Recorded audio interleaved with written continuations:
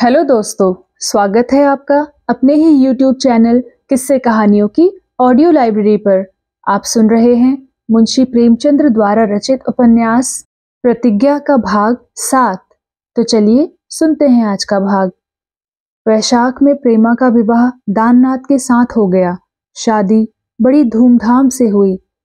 सारे शहर के रईसों को निमंत्रित किया गया।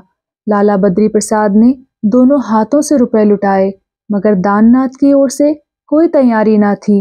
अमृत राय चंदा करने के लिए बिहार की ओर चले थे और ताकीद कर गए थे कि धूमधाम मत करना। दाननाथ उनकी इच्छा की अवहेलना कैसे करते।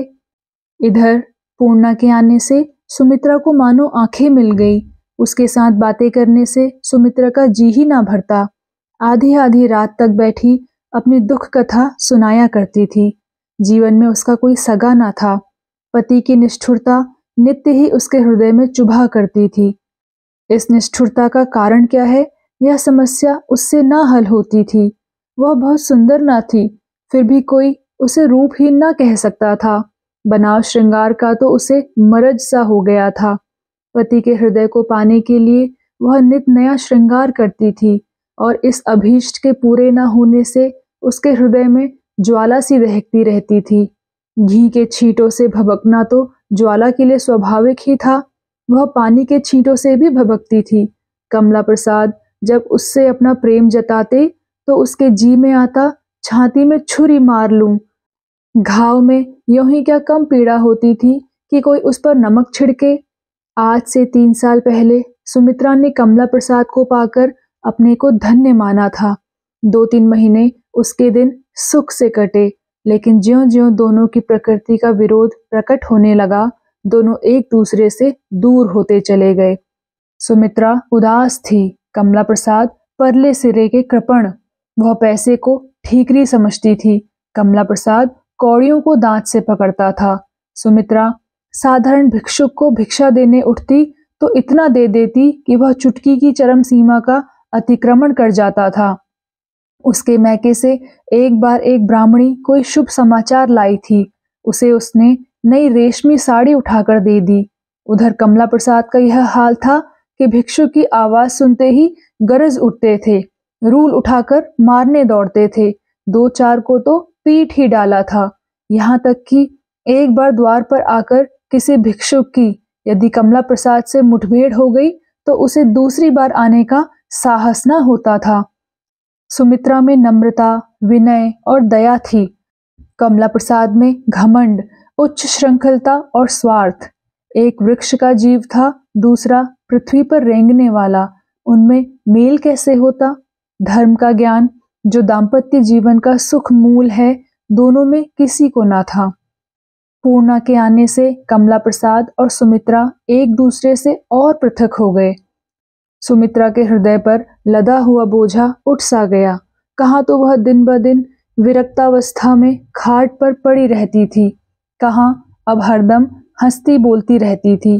कमला प्रसाद की उसने परवाह ही करना छोड़ दी। वह कब घर में आता है, कब जाता है, कब खाता है, कब सोता है, उसकी उसे जरा भी फिक्र ना रही। कमला प्रसाद लंपट ना था। सबकी यही धारणा थी कि उसमें चाहे और कितने ही दुर्गुण हो, पर यह ऐब ना था। किसी स्त्री पर ताक झांक करते उसे किसी ने ना देखा था। फिर पूर्णा के रूप ने उसे कैसे मोहित कर लिया, यह रहस्य कौन समझ सकता है। कदाचित पूर्णा की सरलता, दीनता और आश्रयहीनता ने उसकी कुप्रवृत्ति को जगा दिया। उसकी कृपणता और कायरता ही उसके सदाचार का आधार थी। विलासिता महंगी वस्तु है। जेब के रुपए खर्च करके भी किसी आफत में फंस जाने की जहां प्रतिक्षण संभावना हो, ऐसे काम में कमला प्रसाद जैसा चतुर आदमी न पड़ सकता था। पूर्णा के विषय में कोई भय न था। वह इतनी सरल थी कि उसे काबू में लाने के लिए किसी बड़ी साधना की जरूरत न थी। और फिर यहाँ तो किसी का भय नहीं, ना फंसने का भय, ना पिट जाने की शंका। अपने घर लाकर उसने शंकाओं को निरस्त कर दिया था। उसने समझा था अब मार्ग में कोई बाधा नहीं रही। केवल घर वालों की आंख बचा लेना काफी था। और यह कुछ कठिन न था, किंतु यहाँ भी एक बाधा खड़ी हो गई थी और वह सुमित्रा थी। सुमित्रा पूर्णा को एक क्षण के लिए भी ना छोड़ती थी। दोनों भोजन करने साथ साथ जाती, छत पर देखो तो साथ, कमरे में देखो तो साथ, रात को साथ, दिन को साथ, कभी दोनों साथ ही साथ सो जाती थी। कमला प्रसाद जब शयनागार में जाकर सुमित्रा की राह देखता देखता सो जाता तो न जाने कब वह उसके पास आ जाती। पूर्णा से एकांत में कोई बात करने का उसे अवसर न मिलता था। वह मन में सुमित्रा पर झुंझला कर रह जाता। आखिर एक दिन उससे ना रहा गया। रात को जब सुमित्रा आई तो उसने कहा, तुम रात दिन पूर्णा के पास क्यों बैठी रहती हो? वह अपने मन में समझती होगी कि यह तो अच्छी बला गले पड़ी, ऐसी तो कोई बड़ी समझदार भी नहीं हो कि तुम्हारी बातों में उसे आनंद आता हो, तुम्हारी बेवकूफी पर हंसती होगी। सुमित्रा ने कहा, अकेली पड़ी पड़ी क्या करूं? फिर यह भी तो अच्छा नहीं लगता कि मैं आराम से सोऊं और वह अकेली रोया करे। उठना भी चाहती हूँ तो सिमट जाती है, छोड़ती ही नहीं। मन में मेरी बेवकूफी पर हंसती है या नहीं, यह कौन जाने। मेरा साथ उसे अच्छा न लगता हो, ये बात नहीं है। कमला प्रसाद बोला, तुम्हें यह ख्याल भी नहीं होता कि उसकी और तुम्हारी कोई बराबरी नहीं है? वह तुम्हारी सहेली बनने की योग्य नहीं है। सुमित्रा बोली, मैं ऐसा नहीं समझती। कमला प्रसाद बोला, तुम्हें उतनी समझ ही नहीं तो समझोगी क्या? सुमित्रा बोली, ऐसी समझ का ना होना ही अच्छा है। उस दिन से सुमित्रा परछाई की भांति पूर्णा के साथ रहने लगी। कमला प्रसाद के चरित्र में अब एक विचित्र परिवर्तन होता जाता था। नौकरों पर डांट फटकार भी कम हो गई, कुछ उदार भी हो गया। एक दिन बाजार से बंगाली मिठाई लाए और सुमित्रा को देते हुए कहा, जरा अपनी सखी को भी चखाना। सुमित्रा ने मिठाई ले ली पर पूर्णा से उसकी चर्चा तक ना की। दूसरे दिन कमला प्रसाद ने पूछा, पूर्णा ने मिठाई पसंद की होगी ना? सुमित्रा ने कहा, बिल्कुल नहीं, वह तो कहती थी मुझे मिठाई से कभी प्रेम ना रहा। कई दिनों के बाद कमला प्रसाद एक दिन 2 रेशमी साड़ियां लाए और बेधड़क अपने कमरे में घुस गए। दोनों सहेलियां एक ही खाट पर लेटी हुई बातें कर रही थी। हक बकाकर उठ खड़ी हुई। पूर्णा का सिर खुला हुआ था, मारे लज्जा के उसकी देह में पसीना आ गया। सुमित्रा ने पति की ओर कुपित नेत्रों से देखा। कमला प्रसाद ने कहा, अरे पूर्णा भी यही है? क्षमा करना पूर्णा, मुझे मालूम ना था। यह देखो सुमित्रा, 2 साड़ियां लाया हूं, सस्ते दामों में मिल गई, एक तुम ले लो, एक पूर्णा को दे दो। सुमित्रा ने साड़ियों को बिना छुए कहा, इनकी तो आज कोई जरूरत नहीं, मेरे पास साड़ियों की कमी नहीं है। और पूर्णा अगर रेशमी साड़ियां पहनना चाहेगी तो मैं अपनी नई साड़ियों में से एक दे दूंगी। क्यों बहन, इसमें से लोगी कोई साड़ी? पूर्णा ने सिर हिलाकर कहा, नहीं, मैं रेशमी साड़ी लेकर क्या करूंगी। कमला प्रसाद बोला, क्यों, रेशमी साड़ी तो कोई छूत की चीज नहीं।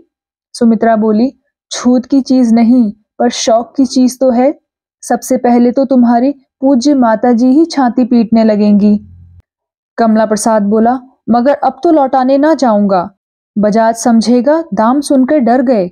सुमित्रा बोली, बहुत अच्छी हैं तो प्रेमा के पास भेज दूं, तुम्हारी बेसाही हुई साड़ी पाकर अपना भाग्य सराहेगी। मालूम होता है आजकल कहीं कोई रकम मुफ्त हाथ आ गई है। सच कहना, किसकी गर्दन रेती है? गांठ के रुपए खर्च करके तुम ऐसी फिजूल की चीजें कभी ना लाए होंगे। कमला प्रसाद ने आग्नेय दृष्टि से सुमित्रा की ओर देखकर कहा, तुम्हारे बाप की तिजोरी तोड़ी है और भला कहाँ डाका मारने जाता। सुमित्रा बोली, मांगते तो वह यूं ही दे देते, तिजोरी तोड़ने की नौबत ना आती, मगर स्वभाव का क्या करूं। कमला प्रसाद ने पूर्णा की ओर मुंह करके कहा, सुनती हो पूर्णा इनकी बात, पति से बातें करने का यही ढंग है, तुम भी इन्हें नहीं समझाती। और कुछ नहीं तो आदमी सीधे मुंह बात तो करे, पर जब से तुम आई हो मिजाज और भी आसमान पर चढ़ गया है। पूर्णा को सुमित्रा की कठोरता बुरी मालूम हो रही थी। एकांत में कमला प्रसाद सुमित्रा को जलाते हों, पर इस समय तो सुमित्रा ही उन्हें जला रही थी।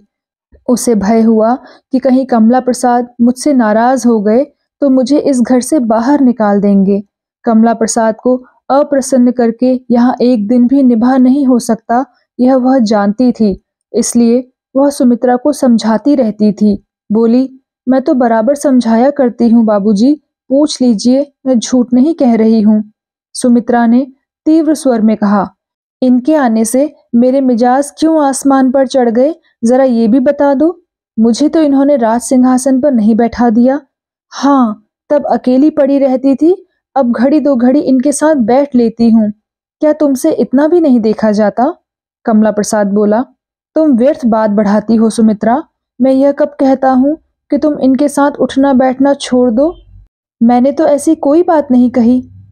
सुमित्रा बोली। और यह कहने का आशय ही क्या है कि जब से ये आई हैं तुम्हारा मिजाज आसमान पर चढ़ गया है? कमला प्रसाद बोला। कुछ झूठ कह रहा हूँ क्या? पूर्णा खुद देख रही है। तुम्हें उनके सत्संग से कुछ शिक्षा ग्रहण करनी चाहिए थी। इन्हें यह लाने का मेरा एक उद्देश्य यह भी था, मगर तुम्हारे ऊपर इनकी सोहबत का उल्टा ही असर हुआ। यह बेचारी समझाती होंगी, मगर तुम क्यों मानने लगी? जब तुम मुझी को नहीं गिन सकती तो वह बेचारी किस गिनती में आती हैं? भगवान सब दुख दे पर बुरे का संग न दे।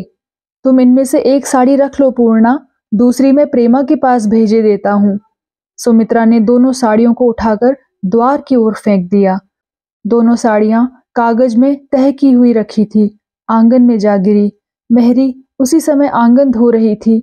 जब तक वह दौड़कर साड़ियां उठावे, कागज भीग गया और साड़ियों में धब्बे लग गए। पूर्णा ने तिरस्कार के स्वर में कहा, यह तुमने क्या किया बहन? देखो तो साड़ियां खराब हो गई। कमला प्रसाद बोला, इनकी करतूतें देखती जाओ। इस पर मैं ही बुरा हूँ, मुझी में जमाने भर के दोष हैं। सुमित्रा बोली, तो ले क्यों नहीं जाते अपनी साड़ियां? कमला प्रसाद बोला, मैं तुम्हें तो नहीं देता। सुमित्रा बोली, पूर्णा भी ना लेंगी। कमला प्रसाद बोला, तुम उनकी ओर से बोलने वाली कौन होती हो? तुमने अपना ठेका लिया है या जमाने भर का ठेका लिया है? बोलो पूर्णा, एक रख दो ना। यह समझ लो कि तुमने इनकार कर दिया तो मुझे बड़ा दुख होगा। पूर्णा बड़े संकट में पड़ गई। अगर साड़ी लेती है तो सुमित्रा को बुरा लगता है, नहीं लेती तो कमला प्रसाद बुरा मानते हैं। सुमित्रा क्यों इतना दुराग्रह कर रही है, क्यों इतना जामे से बाहर हो रही है, यह भी अब उससे छिपा ना रहा। दोनों पहलुओं पर विचार कर उसने सुमित्रा को प्रसन्न रखने का ही निश्चय किया। कमला प्रसाद रूठ कर उसको कोई हानि नहीं पहुंचा सकते, अधिक से अधिक उसे यहाँ से चले जाना पड़ेगा। सुमित्रा अप्रसन्न हो गई तो न जाने क्या गजब ढाए, न जाने उसके मन में कैसे कैसे कुत्सित भाव उठे।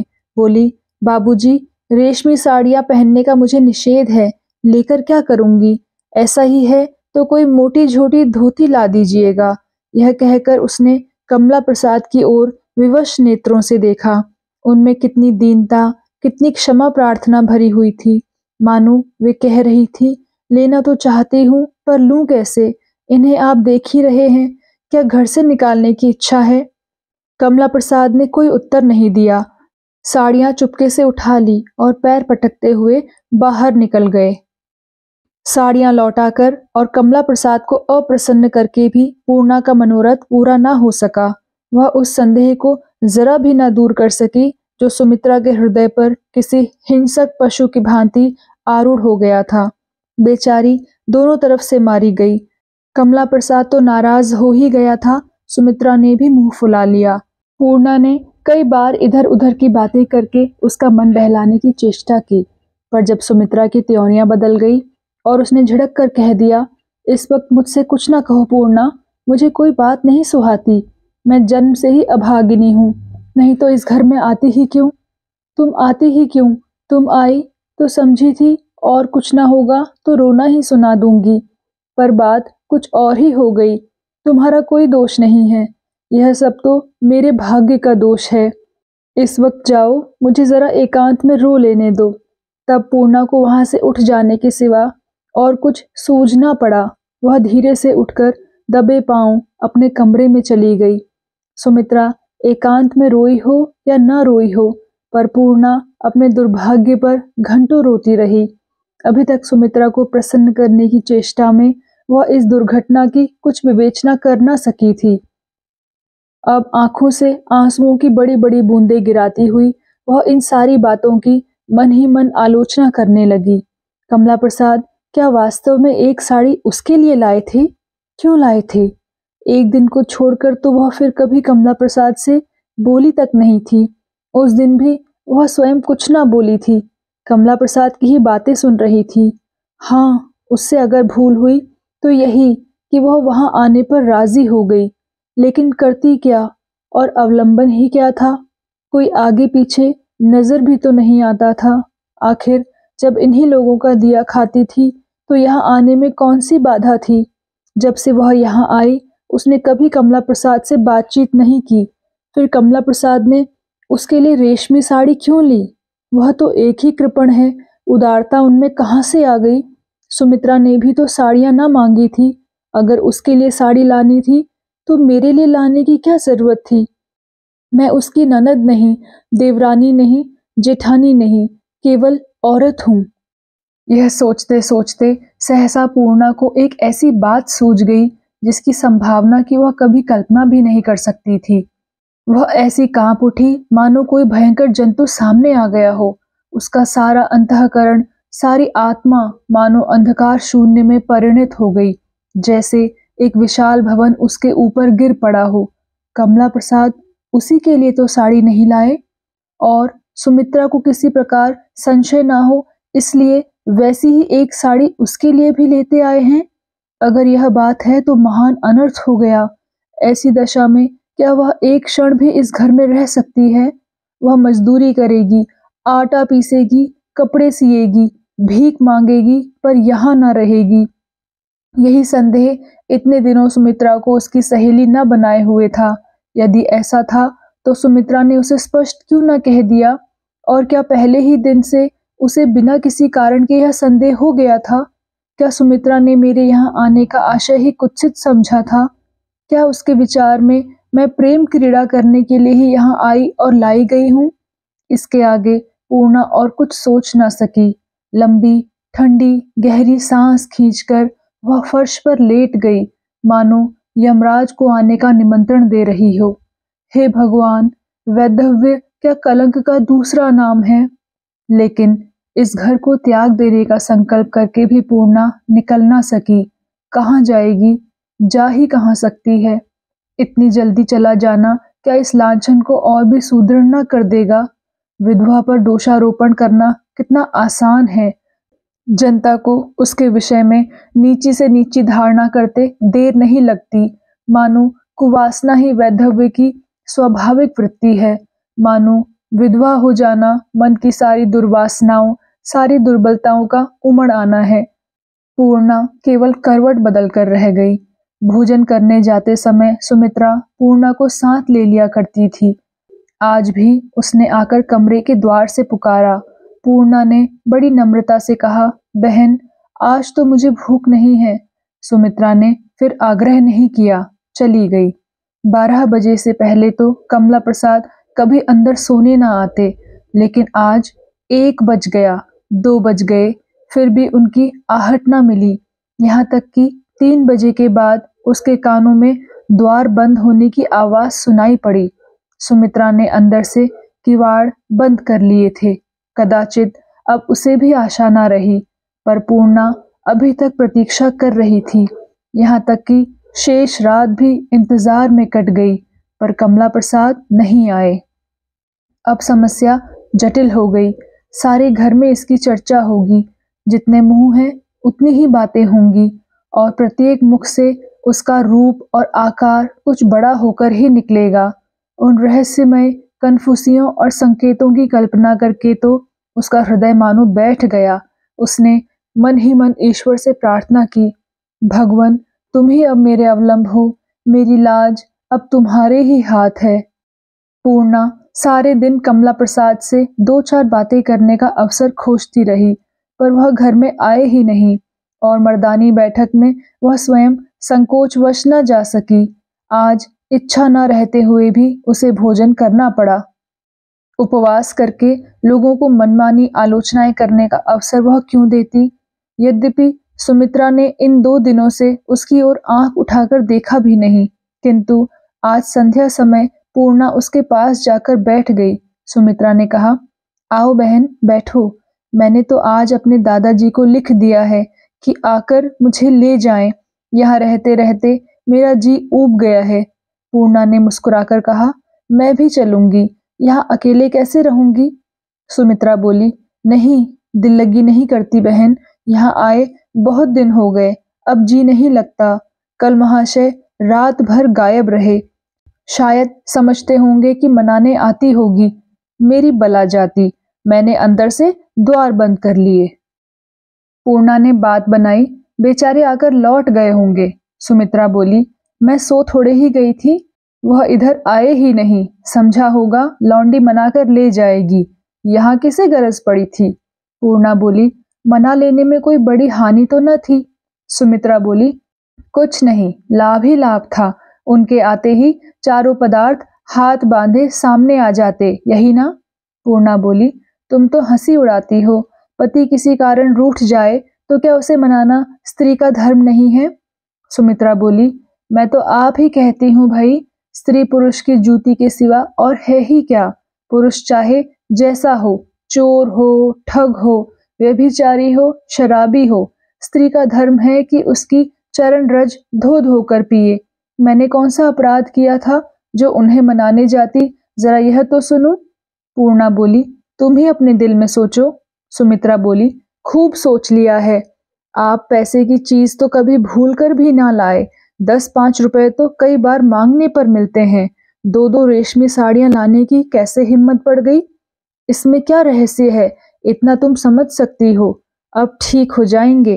पूछो, अगर ऐसे ही बड़े छैला हो तो बाजार में क्यों नहीं मुंह काला करते, या घर में कंपा लगाने के शिकारी हो। मुझे पहले से ही शंका थी, और कल तो उन्होंने अपने मन का भाव प्रकट ही कर दिया। पूर्णा ने जरा भौहें चढ़ाकर कहा, बहन तुम कैसी बातें करती हो। एक तो ब्राह्मणी, दूसरे विधवा, फिर नाते से बहन। मुझे वो ऐसी क्या दृष्टि से देखेंगे, फिर उनका कभी ऐसा स्वभाव नहीं रहा। सुमित्रा पान लगाती हुई बोली, स्वभाव की ना कहो पूर्णा, स्वभाव किसी के माथे पर नहीं लिखा होता। जिन्हें तुम बड़ा संयमी समझती हो वह छिपे रुस्तम होते हैं। उनका हुक्म मैदान में नहीं घर में चलता है। मगर हाँ, इनमें एक अच्छी बात है, अगर आज बीमार पड़ जाऊं तो सारा क्रोध हवा हो जाए, दौड़े चले आए, फिर दुत्कारो भी तो ना हटे। पूर्णा बोली, तो आज क्यों नहीं बीमार पड़ जाती। सुमित्रा बोली, जरा 2-4 दिन जला तो लूं। अकेले लाला को नींद नहीं आती, करवटें बदलकर सवेरा करते होंगे, इसी से मुझे जाने नहीं देते। पूर्णा बोली, बड़ी निर्दयी हो बहन, आज चली जाना तुम्हें मेरी कसम। पर सुमित्रा इतनी आसानी से मानने वाली न थी। आज की रात भी यूं ही गुजर गई। पूर्णा सारी रात आहट लेती रही, कमला प्रसाद न आए। इसी तरह कई दिन गुजर गए। सुमित्रा का अब कमला प्रसाद की चर्चा करते दिन बीतता था। उनकी सारी बुराइयां उसे विस्मृत होती जाती थी, सारे गिले और शिकवे भूलते जाते थे। उनकी वह स्नेहमयी बातें याद कर करके रोती थी, पर अभी तक मान का बंधन न टूटा था। क्षुधा से व्याकुल होने पर भी क्या किसी के सामने हाथ फैलाना सहज है। रमणी का हृदय अपनी पराजय स्वीकार न कर सकता था। 10-12 दिन बीत गए थे। एक दिन आधी रात के बाद पूर्णा को सुमित्रा के कमरे का द्वार खुलने की आहट मिली। उसने समझा शायद कमला प्रसाद आए हैं।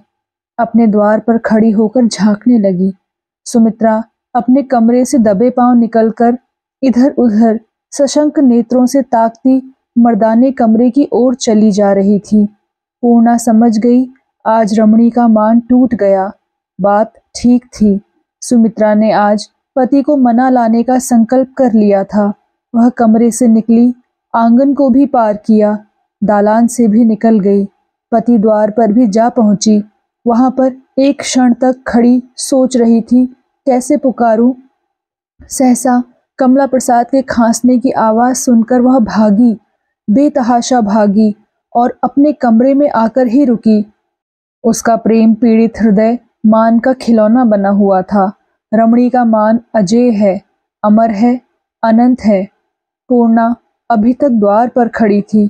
उसे इस समय अपने सौभाग्य के दिनों की एक घटना याद आ रही थी, जब वह कई दिन के मान के बाद अपने पति को मनाने गई थी और द्वार से ही लौट आई थी। क्या सुमित्रा भी द्वार पर ही से तो न लौट आएगी। वह अभी यही सोच रही थी कि सुमित्रा अंदर आती हुई दिखाई दी। उसे जो संशय हुआ था वही हुआ। पूर्णा के जी में आया कि जाकर सुमित्रा से पूछे क्या हुआ, तुम उनसे कुछ बोली या बाहर से ही लौट आई। पर इस दशा में सुमित्रा से कुछ पूछना उचित ना जान पड़ा। सुमित्रा ने कमरे में जाते ही दीपक बुझा दिया, कमरा बंद कर लिया और सो गई। किंतु पूर्णा अभी तक द्वार पर खड़ी थी। सुमित्रा की वियोग व्यथा कितनी दुखी हो रही थी, यह सोचकर उसका कोमल हृदय द्रवित हो गया। क्या इस अवसर पर उसका कुछ भी उत्तरदायित्व न था? क्या इस भांति तटस्थ रहकर तमाशा देखना ही उसका कर्तव्य था? इस सारी मान लीला का मूल कारण तो यही था। तब वह क्या शांत चित्त से दो प्रेमियों को वियोगाग्नि में जलते देख सकती थी? कदापि नहीं।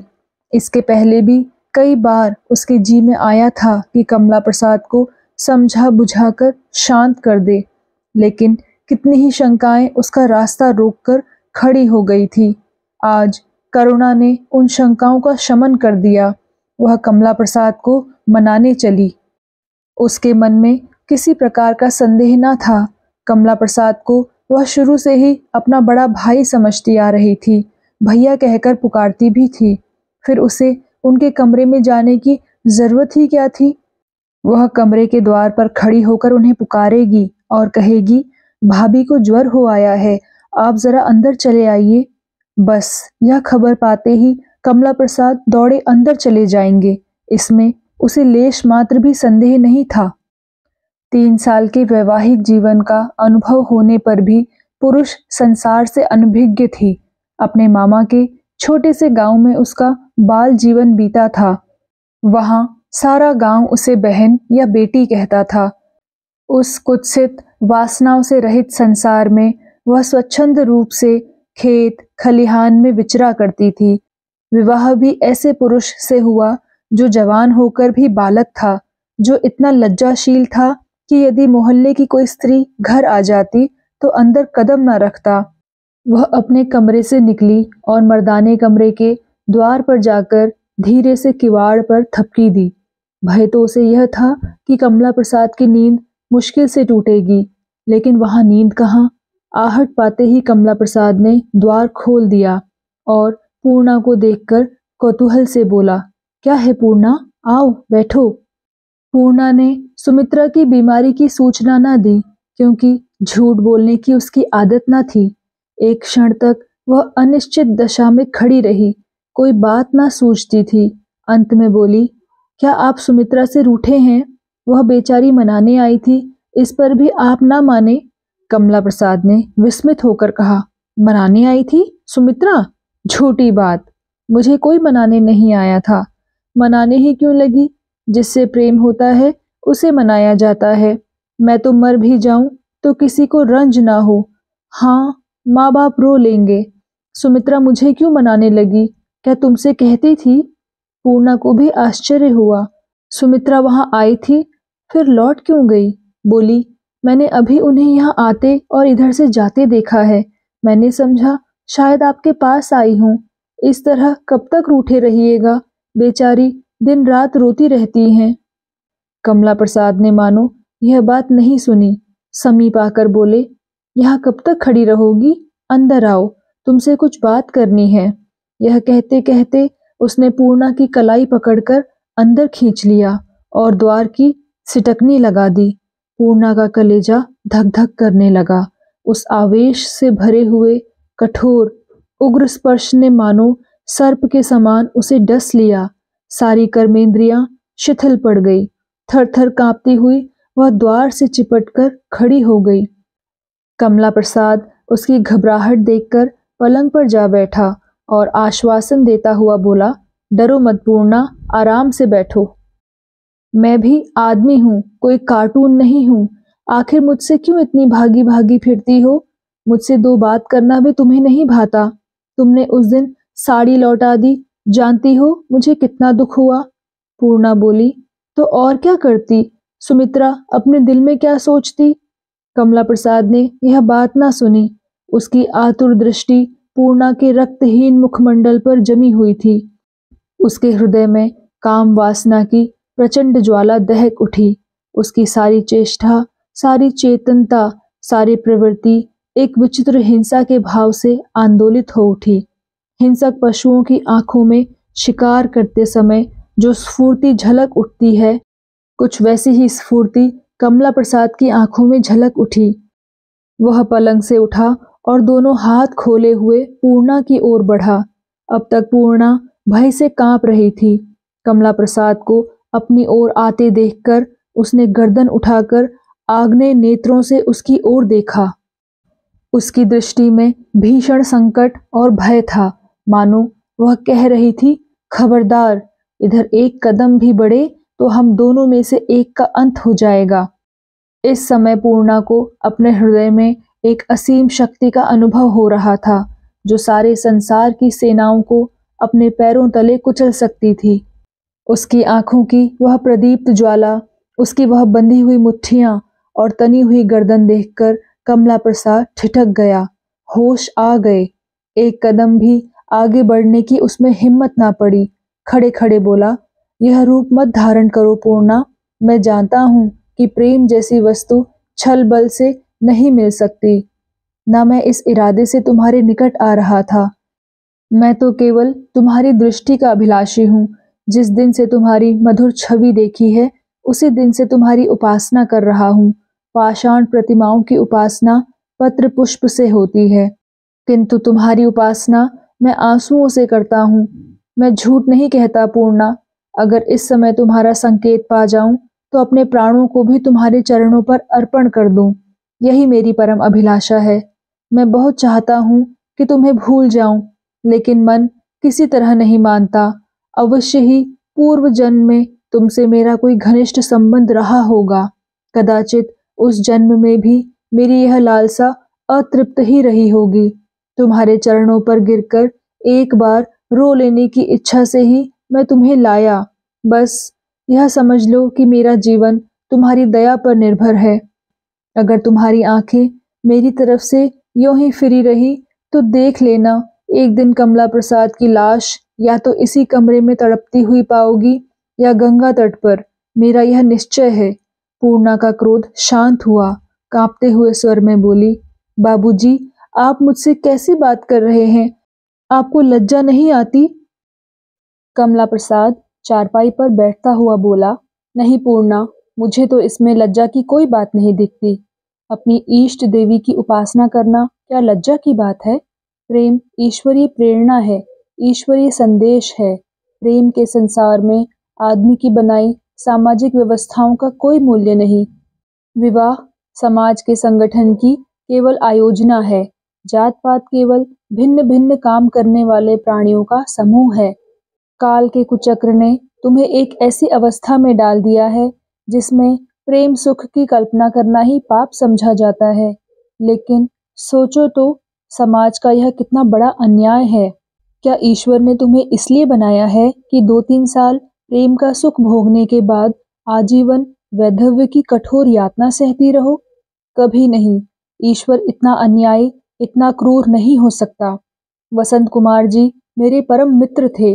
आज भी उनकी याद आती है तो आंखों में आंसू भर जाते हैं। इस समय भी मैं उन्हें अपने सामने खड़ा देखता हूँ। तुमसे उन्हें बहुत प्रेम था।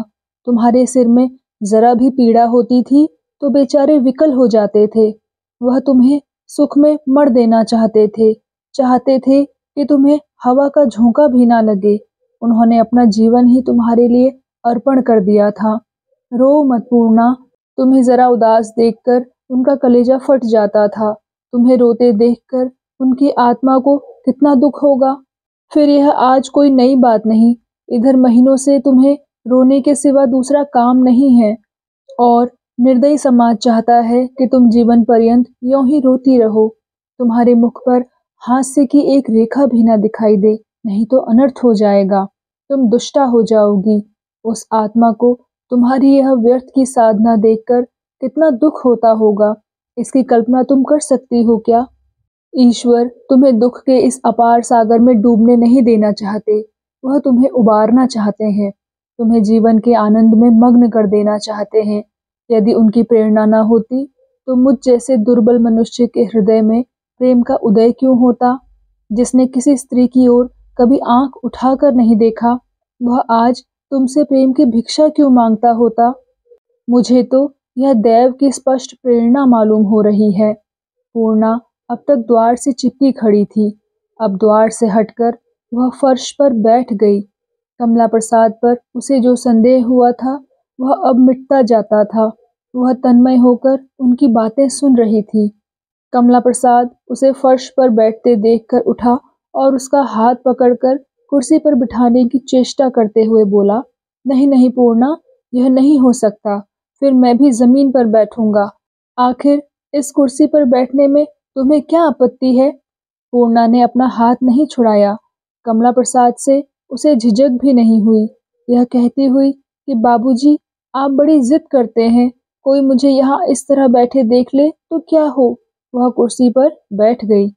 कमला प्रसाद का चेहरा खिल उठा। बोला, अगर कोई कुछ कहे तो उसकी मूर्खता है। सुमित्रा को यहाँ बैठे देखकर कोई कुछ ना कहेगा। तुम्हें बैठे देखकर उसके हाथ आप ही छाती पर पहुंच जाएंगे। यह आदमी के रचे हुए स्वांग हैं और मैं इन्हें कुछ नहीं समझता। जहां देखो ढकोसला, जहां देखो पाखंड। हमारा सारा जीवन पाखंडमय हो गया है। मैं इस पाखंड का अंत कर दूंगा। पूर्णा, मैं तुमसे सच कहता हूँ, मैंने आज तक किसी स्त्री की ओर आंखें नहीं उठाई। मेरी निगाह में कोई जंचती ही ना थी। लेकिन तुम्हें देखते ही मेरे हृदय में एक विचित्र आंदोलन होने लगा। मैं उसी वक्त समझ गया कि यह ईश्वर की प्रेरणा है। यदि ईश्वर की इच्छा न होती तो तुम इस घर में आती ही क्यों? इस वक्त तुम्हारा यहाँ आना भी ईश्वरीय प्रेरणा है। इसमें लेश मात्र भी संदेह न समझना।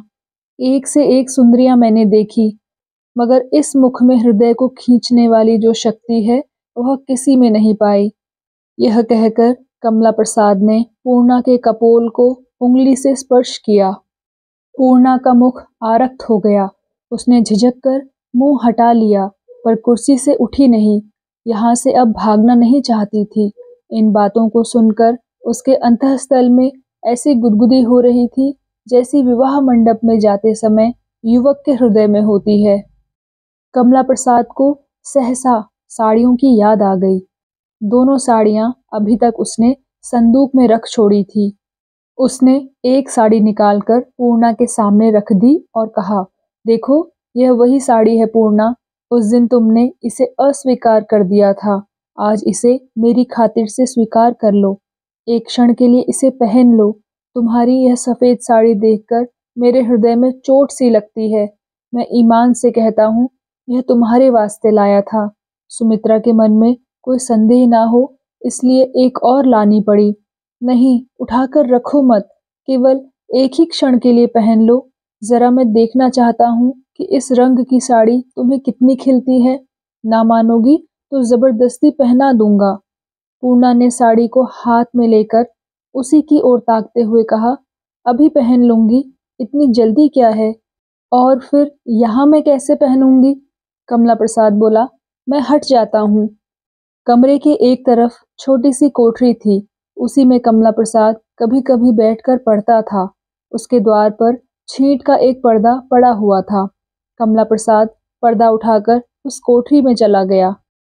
पर एकांत हो जाने पर भी पूर्णा साड़ी न पहन सकी। इच्छा पहनने को थी, पर संकोच था कि कमला प्रसाद अपने दिल में न जाने क्या आशय समझ बैठे। कमला प्रसाद ने पर्दे की आड़ से कहा, पहन चुकी, अब बाहर निकलूं क्या? पूर्णा ने मुस्कुराकर कहा, हाँ, पहन चुकी, निकलो। कमला प्रसाद ने पर्दा उठाकर झांका। पूर्णा हंस पड़ी। कमला प्रसाद ने फिर पर्दा खींच लिया और उसकी आड़ से बोला, अब की अगर तुमने ना पहनी पूर्णा, तो मैं आकर जबरदस्ती पहना दूंगा। पूर्णा ने साड़ी तो नहीं पहनी, हाँ, उसका आंचल खोलकर सिर पर रख लिया। सामने ही आईना था, उस पर उसने निगाह डाली। अपनी रूप छटा पर वह आप ही मोहित हो गई। एक क्षण के लिए उसके मन में ग्लानि का भाव जागृत हो उठा। उसके मर्मस्थल में कहीं से आवाज आई, पूर्णा, होश में आ, किधर जा रही है?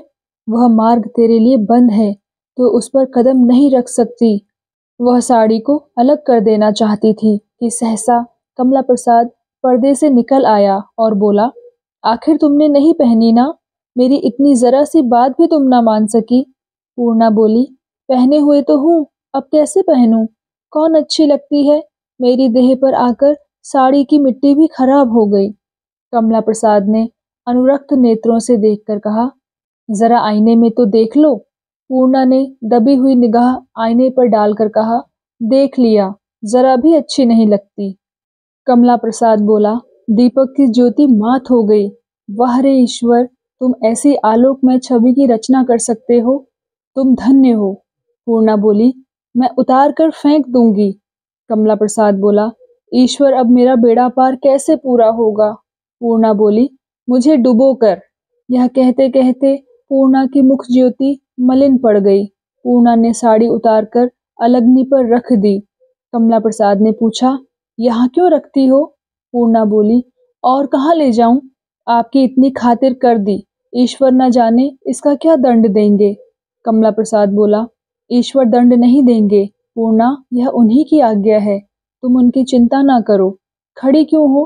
अभी तो बहुत रात है, क्या अभी से भाग जाने का इरादा है?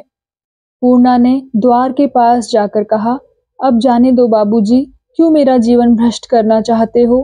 तुम मर्द हो, तुम्हारे लिए सब कुछ माफ है। मैं औरत हूँ, मैं कहाँ जाऊंगी? दूर तक सोचो, अगर घर में जरा भी सुनगुन हो गई तो जानते हो कि मेरी क्या दुर्गति होगी। डूब मरने के सिवा मेरे लिए कोई और उपाय न रह जाएगा। इसकी सोचिए, आप मेरे पीछे निर्वासित होना पसंद करेंगे क्या? और फिर बदनाम होकर, कलंकित होकर जिए तो क्या जिए? नहीं बाबूजी, मुझ पर दया कीजिए। मैं तो आज मर भी जाऊं तो किसी की कोई हानि ना होगी, वरन पृथ्वी का कुछ बोझ ही हल्का हो। लेकिन आपका जीवन बहुमूल्य है, उसे आप मेरे लिए क्यों बाधा में डालिएगा? ज्यों ही कोई अवसर आएगा, आप हाथ झाड़कर अलग हो जाइएगा। मेरी क्या गति होगी, इसकी आपको उस वक्त जरा भी चिंता ना होगी।